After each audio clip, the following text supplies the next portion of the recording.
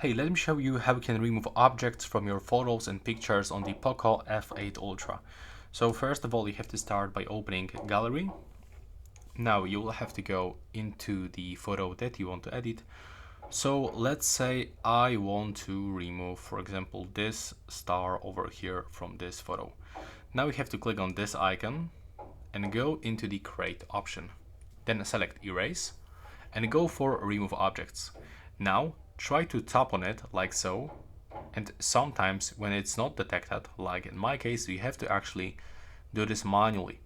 Here you can change size of your brush, and let's try to brush. By the way, you can make this gesture to zoom in if you do this, if you want to do this a little bit better, more precise.